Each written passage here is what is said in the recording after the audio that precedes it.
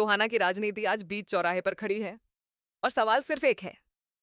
2029 में टोहाना का असली महारथी कौन? वो नेता जो प्रशासन में चलता है या वो जो जमीन पर टिका है?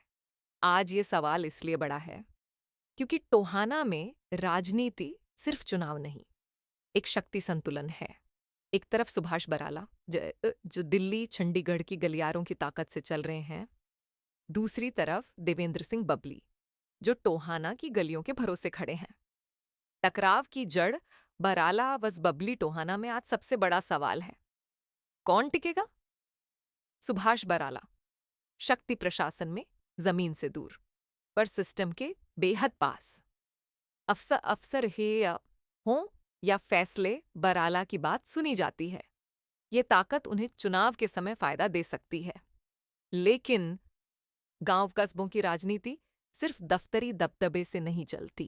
जनता पूछ रही है, जो नेता इलाके में दिखता ही नहीं, क्या वो 2029 में भरोसा जीत पाएगा?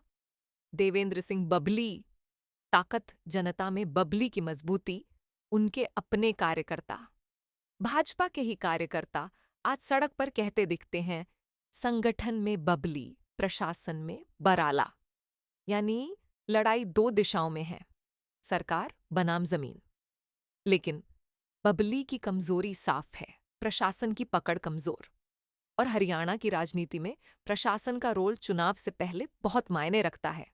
2029 में कौन खड़ा होगा मजबूती से?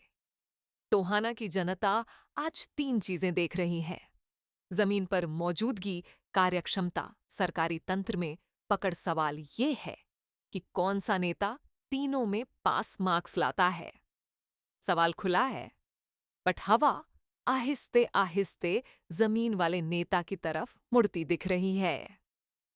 असली चर्चा 2024 में बीजेपी फतेहाबाद जिले में साफ कैसे हो गई? ये वह प्रश्न है जो भाजपा के अंदर भी कांटे की तरह चुभा हुआ है। क्योंकि फतेहाबाद की हार सिर्फ चुनाव नहीं थी, किले का गिरना था। 2024 के लोकसभा चुनाव में फतेहाबाद जिला 3 में से तीनों विधानसभा सीटें भाजपा हार गईं। और सबसे दिलचस्प बात, इसी जिले से भाजपा का बड़ा नेता आता है, सुभाष बराला।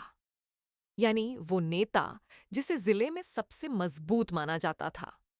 फिर हुआ क्या?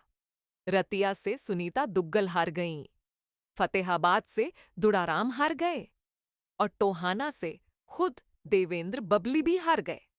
ये सिर्फ हार नहीं थी, ये जनता का साफ साफ मैसेज था कि नेता बड़ा हो सकता है, पर जनता उससे बड़ा होती है। अब सवाल वही जो सड़कों पर पूछा जा रहा है। जो नेता अपने ही जिले की तीनों सीटें नहीं बचा पाया, वो 2029 में टोहाना की सीट बचाएगा कैसे? क्या पार्टी आलाकमान इसे भूल पाएगा?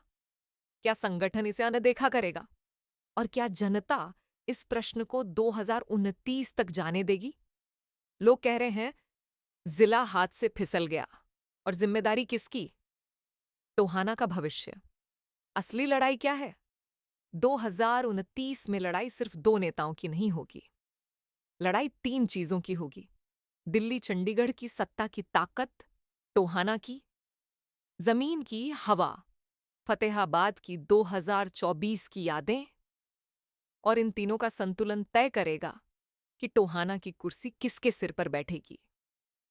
राजनीति में द पास वही नेता होता है जिसके पास जनता और जनता की याद दोनों हों।